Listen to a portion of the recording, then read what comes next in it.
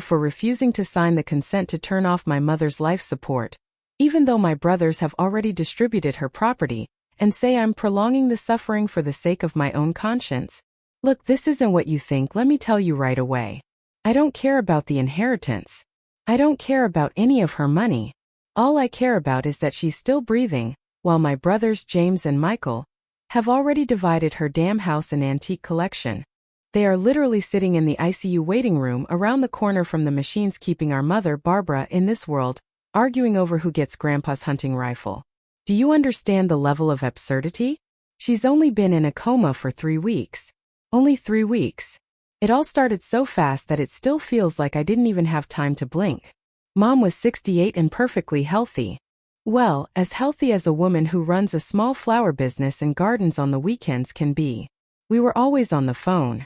I'm Sarah, I'm 33, I live in another state, I work in marketing, and my life is a constant race. My brothers live closer, but honestly, their communication with Mom amounted to rare Sunday dinners where they constantly tried to squeeze money out of her for their next startups that never took off. Mom always gave in. She was too soft and they took advantage of it. I always told them so, which naturally caused fights. A month before this nightmare, we were talking about Christmas, about how she wanted to visit me and see the ocean. She was in such a good mood, laughing. And then 29 days ago, the call. It was James. His voice was strangely even, almost monotonous, as if he were reading an announcement on the radio. Mom fell. Stroke. She's in the ambulance. And he hung up. No details, no hospital, just fell. I dropped everything. I bought the very next ticket. When I arrived, she was already hooked up to all those machines, and the doctors weren't giving any encouraging prognosis. The neurologist said it was a massive stroke. The brain damage was extensive. He used a bunch of medical terms, but the bottom line was, the chances were minimal, and even if she survived, it wouldn't be the Barbara we knew. The first 2 weeks were hell. I slept in a chair next to her, holding her hand. James and Michael actually showed up at the hospital, which was already a surprise. But they didn't come to talk to Mom. They came with a lawyer. Her lawyer. Mom had always been organized. She had a will, everything was documented. It turns out that 3 years ago, she signed an advance healthcare directive, where she stated that if her condition was deemed irreversible with no chance of cognitive recovery, she would not want to be maintained by machines. It's a standard thing. She wanted to pass with dignity. Last week, the medical board came in. Their verdict: irreversible. No consciousness and none expected. And that's when the circus started. My brothers, who hadn't been particularly concerned about her health before, suddenly became zealous defenders of her wishes. They pulled out this directive, dragged it to the chief doctor and said, "We are ready. This is what she wanted." I read the document. There was a condition. The decision must be made by all 3 children if she cannot make it herself. 3 signatures. Mine was missing. I said I couldn't. Not now. That it had only been 3 weeks, that people come out of comas, that there are cases where doctors are wrong. And I truly believed that. Or perhaps I wanted to believe it. I needed more time, more certainty that I was doing everything possible. But they didn't care. Yesterday, Michael sent me a screenshot of a conversation with a realtor. They started selling her house. They were doing it quietly while I was sitting in the room. James, who always said the rifle should stay in the family, already made a deal with a collector. And now they walk around me with these papers and look at me like an obstacle that needs to be removed to finally get their share. "You're just prolonging her suffering, Sarah," James said this morning. "Do you need to clear your conscience? She doesn't care anymore. But we do care about the money we're losing while you play the saint here." He said it so calmly, so matter-of-factly, that it just made me sick. My own mother is lying there, looking alive, and they are talking about her like expired merchandise. I looked at him.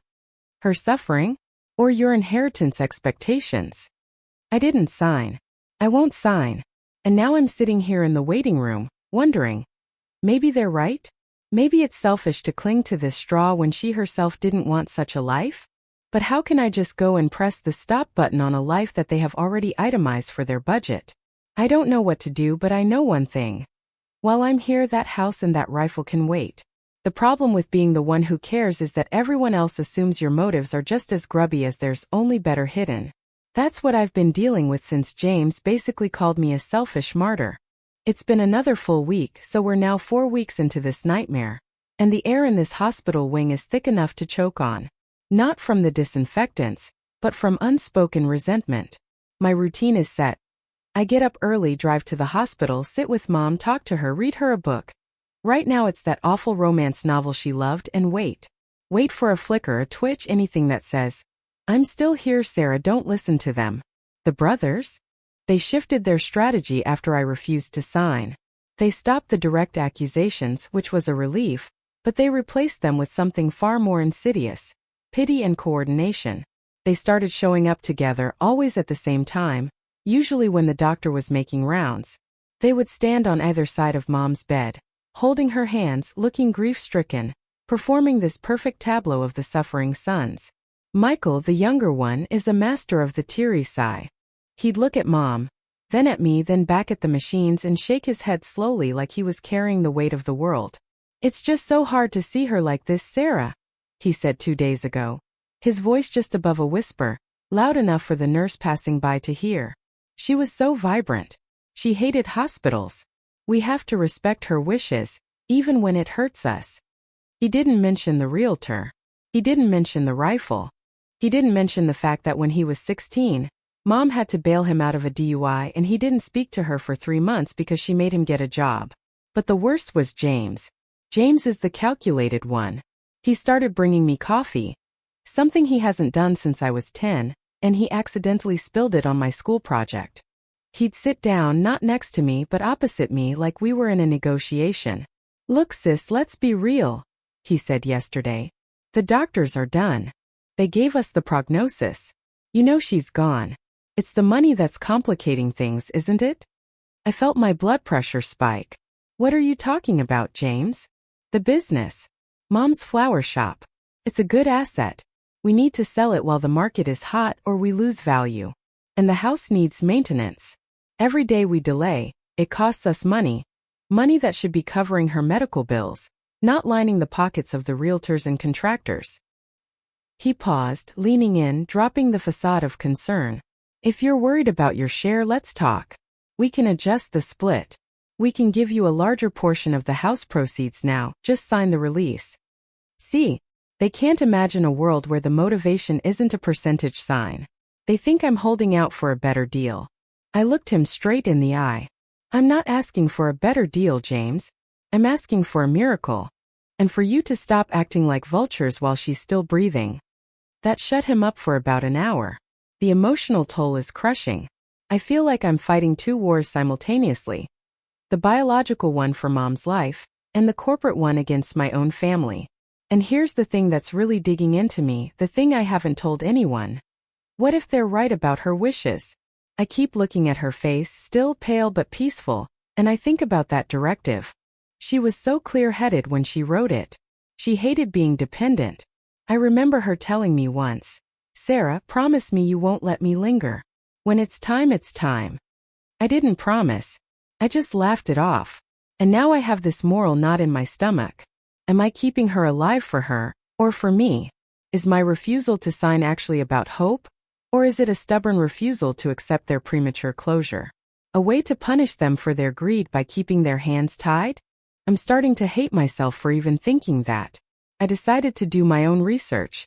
I called 2 other specialists in other cities just to run the case files by them. They both gave the same cold clinical assessment: the damage is too widespread. The chances of regaining consciousness are less than 1%, and the chances of meaningful recovery are 0. I know what the odds are. But every time I look at that form, the one with the line for my signature, I see James's greedy face and Michael's crocodile tears, and I just can't bring myself to validate their immediate cash out. Something happened today though that changed the temperature in the room. I was talking to Mom, reading the part of the book where the heroine finally tells the villain to back off. And as I said the words out loud, I swear, her left hand, the one I wasn't holding, made the tiniest, almost imperceptible tremor. The nurse was charting and didn't see it. It was gone instantly. I dismissed it as muscle spasm, a reflex. But the image is stuck in my head. A tremor. A sign. If I tell my brothers, they'll say it's my imagination. Another sign of my delusion. If I tell the doctor, he'll order a battery of tests that will probably just confirm the grim reality. But what if it wasn't just a spasm? What if it was her way of saying, keep fighting, Sarah? Don't let them win. The tension is building, not just between us but inside me. And I still haven't signed. And they're getting desperate. The tremor. That tiny maybe it happened, maybe it didn't tremor has been my shield and my curse for the last 3 days. I haven't told James or Michael about it. Not a word. I know exactly how they'd spin it. A desperate woman grasping at phantom twitches. But it fueled me. It gave me a tangible reason beyond spite to hold the line. Now we are deep into the 4th week and things have stopped being about gentle persuasion. They brought in the heavy artillery. Yesterday James walked into the waiting room, not with coffee, but with a woman I didn't recognize. She was impeccably dressed, sharp suit, tight ponytail, carrying a briefcase that probably cost more than my monthly rent. He introduced her as Ms. Peterson, the executor of Mom's estate. The one person who could actually shut everything down without our consent, provided she had the right documentation and belief that we were violating Mom's wishes. Sarah, we've tried to handle this internally, James began, his tone now completely devoid of the fake compassion he'd been using. But your continued refusal is legally compromising the estate. The medical bills are piling up, the insurance won't cover everything indefinitely when the prognosis is futile, and the business is sitting idle. We are hemorrhaging money. Miss Peterson didn't smile. She just opened her briefcase and laid out a stack of papers. The advance directive, the doctor's prognosis, and a letter she had prepared for the hospital's ethics committee. Miss Harper, she said, her voice dry and clinical. As the executor, my duty is to carry out Barbara's final, documented wishes and protect her assets for her heirs. Your mother was very specific. 2 neurologists and the hospital board have deemed her state irreversible. Your brothers have signed the release form. You are the sole dissenting voice. I am here to facilitate an agreement, or I will be forced to present this to the committee for an overriding decision. This was the first time I felt true fear. The legal system was closing in. It was no longer just me versus my greedy brothers. It was me versus the entire bureaucracy, with my mother's own wishes weaponized against me. I picked up the pen they offered me. My hand was shaking not from fear but from rage. Before I sign anything, I said, looking straight at James, ignoring the lawyer. Tell me exactly what you've done with the house. I want details. I want to see the paperwork. You've been selling things off while Mom is here. Let's talk about that first. Michael shifted uncomfortably. James's jaw tightened. That's irrelevant to the medical decision, Sarah. This is about Mom's dignity. No, I shot back, my voice rising. I didn't care who heard. This is about your bottom line. You want me to stop fighting for her life so you can finish dividing the spoils. Fine. But if you want my signature, you have to be honest. How much money have you already pocketed from her life? The explosion was immediate and brutal. You're sick, Sarah. James bellowed, slamming his hand on the table. You think we haven't been stressed? You think we haven't been hurt? We are doing the responsible thing. You are dragging this out because you're still angry about the scholarship money Mom gave me 10 years ago, or whatever petty grievance you harbor. You are punishing us through her suffering. That hit hard. It wasn't about the scholarship money, but it was about the decade of preferential treatment, the loans that never got repaid, the way they constantly bled Mom dry while I lived hundreds of miles away trying to be independent. He saw right through the current situation to the rot underneath. I am not punishing you, I whispered, leaning in. I am giving her a chance. And you know what the difference is, James? If I sign this, you get your money immediately. If I don't, you have to keep waiting, keep suffering the suspense until she decides to let go on her own terms. And that's what you can't stand. Miss Peterson cleared her throat. This is becoming unproductive. Ms. Harper, you have 48 hours to sign this consent form. If you refuse, I will submit the request to the Ethics Committee to override your decision, based on documented medical futility and financial responsibility to the estate. She gave me a cold, neutral look, gathered her papers and walked out. James and Michael didn't follow her right away. They stood there glaring at me. 48 hours, Sarah, Michael hissed, his pitying mask completely gone. His face was pure hatred. If you don't sign, you will be fighting a legal battle you can't win, and you will bankrupt the estate in the process. We will make sure everyone knows you were the one who destroyed everything just to be right. They've cornered me.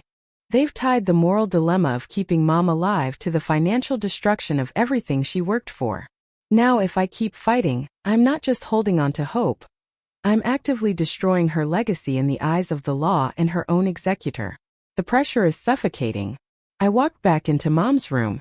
I held her hand. The tremor didn't happen again. Just the steady, infuriating beep of the monitor. And I realized something terrible. The true battle isn't with the doctors or the lawyers. The true battle is with the clock. 48 hours until they take the decision out of my hands completely. 47 hours and 38 minutes left. I didn't sleep.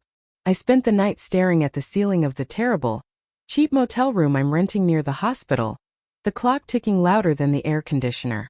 Every second brought me closer to either signing the release or facing Ms. Peterson and the ethics committee, which I knew was a losing fight.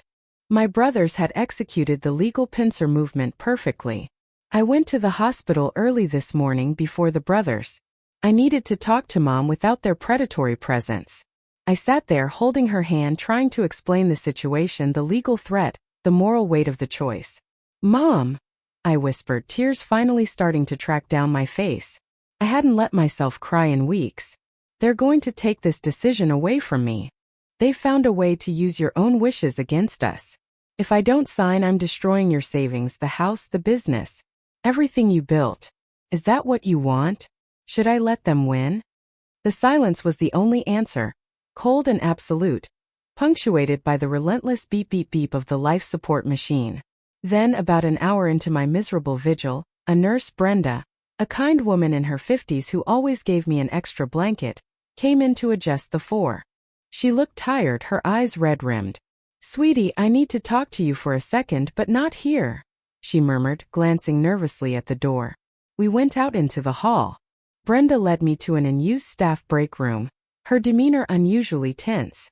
"I shouldn't be doing this, Sarah," she began, rubbing her hands together. "But I can't stand what's happening. Those brothers of yours.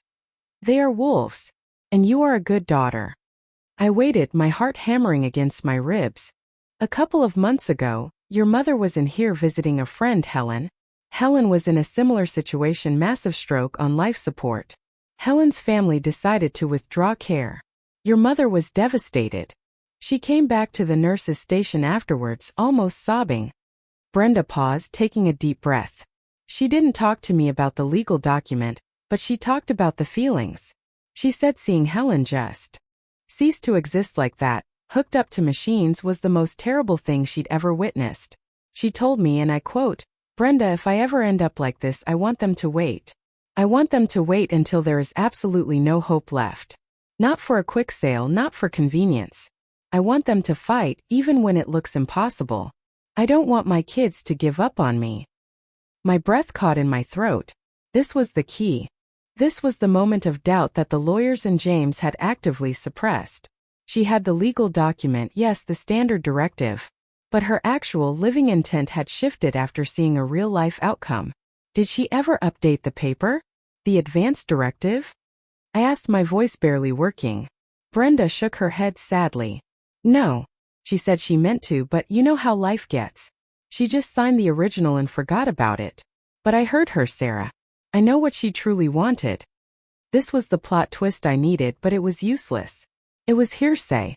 It was an unofficial, unwritten amendment to a legally binding document. It wouldn't stand up against Ms. Peterson's cold, signed papers. I went back to Mom's bedside, seeing the situation through completely new eyes. It wasn't about the tremor anymore. It was about her real voice being drowned out by the convenience of her old signature, and the sheer volume of my brother's greed. The door opened. It was Michael. He looked exhausted and manic. "I came here to tell you one last time, Sarah," he said, his eyes darting around the room, as if checking for hidden cameras. "The house sale is closing in 3 days. The buyers are ready.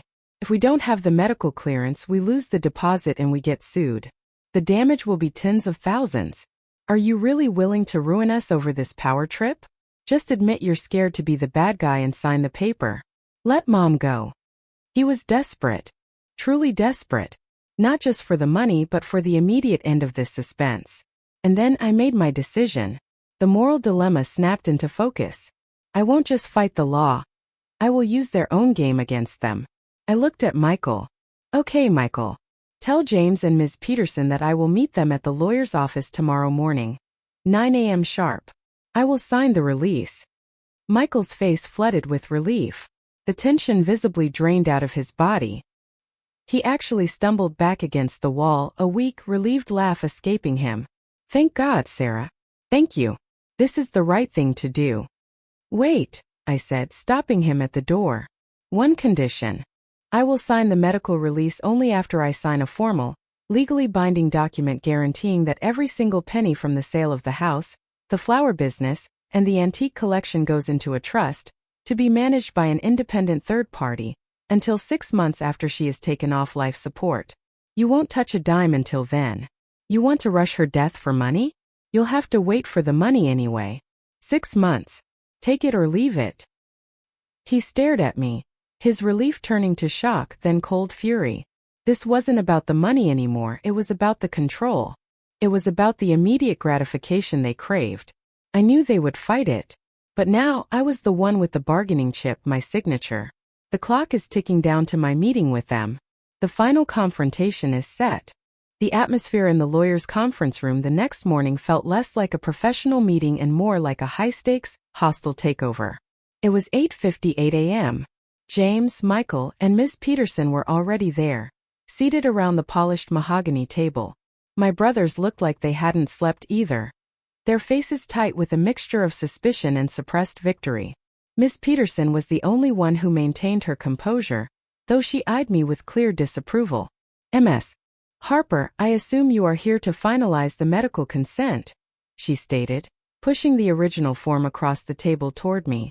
I am here to sign it, I confirmed, my voice steady, though my stomach was doing flip-flops. But as per my agreement with Michael, I have a condition that needs to be legally formalized first. James exploded instantly, slamming his palm on the table, exactly as I knew he would. This is garbage, Sarah. You agreed to sign. You can't change the terms last minute. This is a low blow. I agreed to meet you here to sign, I corrected him calmly. And my signature is the only thing standing between you and the liquidation of Mom's estate. The house closing is in 2 days. You need this. My condition stands. I sign the medical release only after we all sign the legal agreement creating a 6-month escrow trust for all the estate's liquid assets. I slid my own document across the table. I had drafted it with a lawyer friend overnight, focusing only on the financial freezing of the inheritance. No clauses about control or management, just a waiting period. James snatched it up, scanning the language, his face turning redder with every line. 6 months? Are you serious? We can't touch the money for 6 months? Why? Are you planning to appeal the doctor's decision? This is ridiculous. It's not about an appeal, I said, leaning forward. It's about making sure your urgency to pull the plug isn't motivated by the immediacy of a check. If you truly believe you are honoring Mom's wishes, then you can wait 6 months for the money. If you can't, it tells me everything I need to know about your real motives. Michael finally spoke, his voice low and dangerous. She's playing us, James. She's trying to bankrupt us. We have bills to pay now. Then pay them, I challenged. You can pay the legal and medical bills from the estate. The trust is only for the proceeds of the sales. You can access the working capital of the flower shop to keep it running if you even care about that. But the inheritance? You wait. Because Mom deserves to have us stop looking at her as a dollar sign for at least 6 months after she's gone. Miss Peterson surprisingly intervened. She looked at James, then Michael. This is not an unreasonable request, gentlemen. Harper has the legal right to withhold her signature, which would force an ethics committee decision, tying up the estate for far longer than 6 months. Furthermore, if you are acting in good faith to honor your mother's final wishes, this waiting period should not be an issue. It ensures transparency. Her words, ensures transparency, were the final nail in the coffin. She was protecting her own liability. They had lost. Their plan for a quick, clean cash-out was ruined. James stared at me. his eyes burning with the deepest hatred I've ever seen from a relative. It was the hatred of a defeated predator. He finally dropped the pen on the table. Fine. You win this round, Sarah. But don't think for a second that this is over. They signed the trust agreement. Michael signed, looking utterly defeated. Miss Peterson notarized it instantly. Then I picked up the medical consent form. My hand didn't shake this time. I looked at the line that read Daughter Sarah Harper, and I signed the paper, the final act of letting go. The very next day, the hospital carried out the withdrawal of life support. It was quiet. Just the sound of the machines powering down, the long drawn-out flatline. I stayed with her until the end, holding her hand. My brothers were not there. They had their signed papers. The next 6 months were strange. I didn't contest the will. I didn't touch the trust. I even handled the final sale of the flower shop, ensuring the employees found new jobs, something my brothers certainly wouldn't have done. 6 months to the day the trust funds were released. I used my share to start a small foundation in her name, dedicated to patient advocacy, making sure people's real wishes, not just their old signatures, are honored. I haven't spoken to James or Michael since that day in the lawyer's office. They got their money. They bought their new cars and apartments, funded their failed projects. They essentially got what they wanted, but it was tainted. It came late, and it came with the chilling knowledge that I had forced them to wait. Was I the asshole? Maybe. I manipulated a legal situation to punish them for their greed, and to honor a memory that wasn't legally documented. I became the obstacle, the villain in their narrative. But I also gave my mother the dignity of not being a quick transaction. I gave her the time I felt she deserved, and I forced my family to face the quiet reality of her passing, rather than just the loud excitement of the payout. I often think about what Brenda told me about Mom wanting them to wait. I wonder if, in those 6 months of delayed gratification, James and Michael ever once looked at their bank accounts and thought about the mother who died waiting for them to stop calculating her worth. The house is sold, the money is spent, but the question remains. When does the fight for a life end, and the fight over what's left behind begin? And how do you forgive yourself for starting the end just to win a battle against your own blood? I still don't have the answer. I only have the silence.